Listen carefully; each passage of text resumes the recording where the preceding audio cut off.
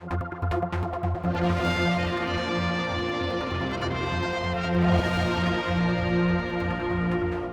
me is Chris Robertshaw, our political commentator in this circumstance, as another week arrives, and probably the final week of the Dr Ranson tribunal, which is kicking off on Monday, going through next week. We did an interview after the last section. I was away, but we talked about some of the stuff. Expol was obviously of interest in that particular thing. You had the summary in tribunal, but you didn't actually have hold of the actual hard copy at that stage. Well, no, and I think last time we spoke about Expol, we were quite guarded, really. And you were very clever how you said it, I have a feeling. Well, thank you. But we were guarded because really the whole matter that the tribunal had before them with regard to what was going to be the disclosure hearing is within their remit. And as such, you could argue, and I'm talking from another direction here, you could argue that the matters appertaining to that tribunal was sub judice until such time as the tribunal delivered its verdict. Now, we already know that the tribunal have issued its main verdict, which is that Dr Ranson was highly successful in her appeal, very much to the detriment of DHSC and government's position. However, he did something fairly unusual, I think, and that is that he then indicated that as a consequence of the evidence received and what had been said, he wanted, before the remedy hearing, he wanted a disclosure hearing. And the disclosure hearing would consider such matters as the absence of documents, the correctness of documents, how AGs had behaved. And it also ultimately included the matter of suggested that there had been concocted material. So there was a lot there for the tribunal to consider. Okay, but concocted material is why Expol were brought in, right? Well, Expol is a Manx unit, Manx production. I mean, they could have asked someone from the UK to come in to look at it as well. I mean, I'm just... No, I would argue, and the reason, incidentally, we can talk about it more openly now, is that there was, the Expol report came out, but then as a consequence of a Freedom of Information request, it was placed in the public arena, so we can talk about it openly now. But you had to force it out, did you? Or somebody did by doing FOI in it? I don't know who it was who asked for it to come out, but in some respects it was inappropriate that there should have been an Expol investigation and that it should have come out. And in some respects there's misbehaviour there, if I can just explain that. And what I'm getting to in all of this is the Attorney General's office behaviour, which I think has been substandard in a whole range of areas. Do you remember at the end of the original tribunal, which issued its judgment, it said that Dr Ranson was far and away the hurt party, that they then wanted this disclosure hearing. You and I said, well, do you remember in one of the interviews that we did, we said that, well, of course, it's so cut and dried, this, that we can't believe that government will go to appeal on anything, and damn me, but they did in order to try to stop the disclosure hearing. I should bear in mind that disclosure hearing would have been looking at matters appertaining to the AG's behaviour as they were then in the tribunal, which quite honestly was, as we know, was dismissed pretty perfunctorily by Deemster 1 when it eventually got to him. And we were surprised that it happened. I think we also heard, didn't we, that neither party knew quite why they were there. Now, you would say, did the AGs conduct themselves properly then? The answer is no. But then we get to the whole issue of the Expol investigation. What had actually happened, as I recall and as I understood it, that because there was this belief that there were concocted documents, along with the other matters of missing documents, documents coming in later, etc., that the position then placed on the parties, that's the appellant, which was Dr Ranson's side, and the recipient, or the respondent rather, which is the government, the AG, the DHSC, they were required to provide the tribunal with appropriate information, and part of that was information related to the so-called concocted documents. Mm-hmm. Now, it was a pretty straightforward process that, as I saw it, that they had to establish to provide sufficient information together to, and it fell more on the DHSC and government than it did on the appellant, to provide the information which would have given the tribunal the opportunity to decide whether there was, and it's in their remit to do it, whether there was or was not concocted documents. Now, had they decided there were concocted documents, they wouldn't then sit in judgment of it. They would simply say, we are of the view that there has been some behaviour here which is unacceptable to this tribunal, and we pass it on for others to finally decide whether action needs to be taken. But in the first instance, that ruling was theirs to make. What actually happened was that DHSC / AG / government stepped in and said, move out of the way, we're going to have an Expol investigation, and everything shut down. In other words, it was completely in the hands of one party. The Expol, which incidentally cost £68,400. Oh, you got a price on it? That's interesting. £68,000. Wow. For a process that should have been quite straightforward for the parties to get the metadata out to the tribunal. So that investigation took months and months and months. So at this stage, the AG and DHSC have blundered in and, as it were, tried to sort of sideline the tribunal, because by placing the investigation in the hands of others, and the others will be seeking a judgment, as it were, as to whether there had been appropriate process, then it appeared to take it out of the hands of the tribunal. There's a sort of contempt there, really. Anyway, what makes it then much worse is when the report comes out and said, well, there's nothing to see here, which is what was said. Well, you said it slightly differently. It was unusual that things on a certain day produce certain things. You said it in that sort of... Look, it's out now, and one can say that the Expol investigation says that there's nothing to see here. Now, at that stage, and here we go again, at that stage, that information should have been quietly presented to the tribunal for them to decide whether or not there was nothing to see here. But no, it didn't happen that way, did it? The King's Counsel, representing DHSC, arrived at the tribunal and said, the investigation's out, nothing to see here, no criminal charges, move on. And because it was in the public arena, it meant that opinion about the concocted documents went out into the public arena, and the media picked it up and said, oh, well, there's nothing to see here. But hang on. The whole matter lies in the hands and jurisdiction of the tribunal. So, again, the AG's department was showing contempt for a judicial process. Remember, the AG's department is in executive government, and tribunal sits under the heading of the judicial side, and they are separate.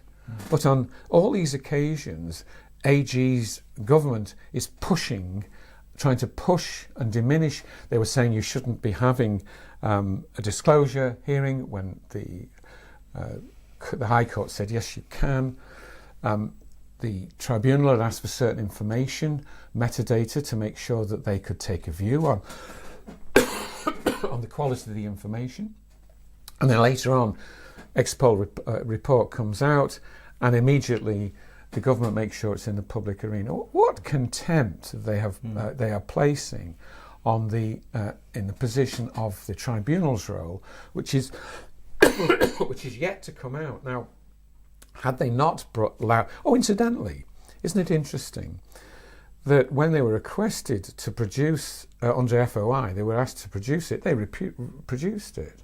Do you think that they would have allowed it to go out if that report had been damaging or detrimental? In other words, they were deciding what should go into the public. But let me just take something else on here, Paul, because I feel very strongly about this, and you know I feel very strongly about Abbotswood. Look at how the AG's department has acted here in two different ways. When it came to Abbotswood, all hell broke loose. That tragic set of deaths occurred. What was the first action that the government took, effectively the AG's department took, was send in Expol, shut everything down, declare in Tynwald that it's sub judice, no charges have been raised, nothing was there, and yet it was sub judice and we can't talk about it. We couldn't talk about it for a long, long time, could we? We couldn't talk about it. And no, nothing ever... No, there were no, a year later, and after deep and awful distress for the people involved in that awful investigation, which was just dreadful, nothing came of it. And yet, we as politicians were told we can't talk about it, it's sub judice. Yeah. Right, cross now to this. There's a matter that actually does sit within the judicial control, that's in the tribunal. The tribunal, the judiciary, effectively wants certain information. The same people who've denied access to anything to do with Abbotswood and suggesting criminal charges may occur say quite the opposite here. They say, no, Expol's going to look after this. The report comes out and straight away government puts it into the public arena. Now, what about two-faced conduct on the part of AGs? That's an abuse of power. I'm mindful, after this is all over, to write to the Constitutional and Justice Committee and say to them, it's about time we looked at the conduct and behaviour of the AG's department because they are abusing power.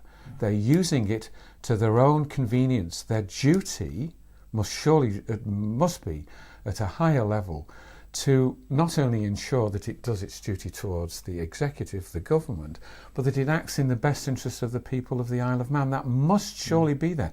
That's not what they're doing here, nor what they did previously with Abbotswood. And my point earlier, do you think rather than having an Isle of Man-based people looking at it, it should have gone to an independent from the United Kingdom? I'm not saying that anything untoward has happened, but just for openness and fairness, would it make more sense to have someone further detached from the Isle of Man to look at it? I think one of the things that I've observed throughout all of this is that we do have an independent judiciary and it is conducting itself in that fashion.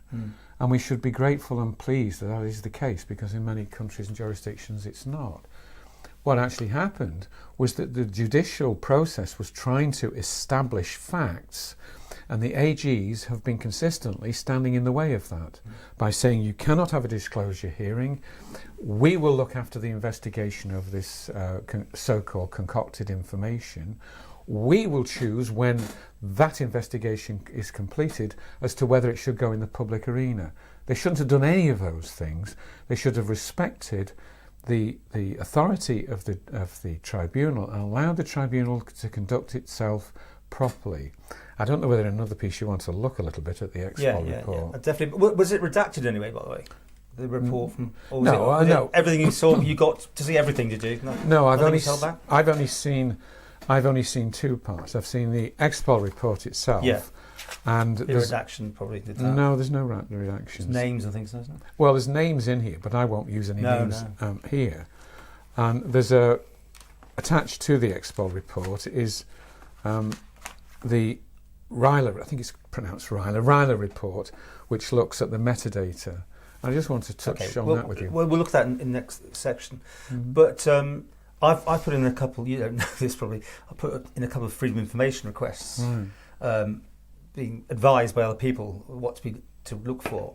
There is potentially some very interesting things. The first one got turned down by the DHSC. Said, yes, we have the information, but we're not going to let you have it. And I know another news organisation put one in. Is this in connection to this? Yes, to the Ranson thing. The second one is to the Cabinet Office, which, as the time of recording this, I'm still waiting for a response, which that could prove very illuminating to what's happened, in what order, and who decided to go for these appeals.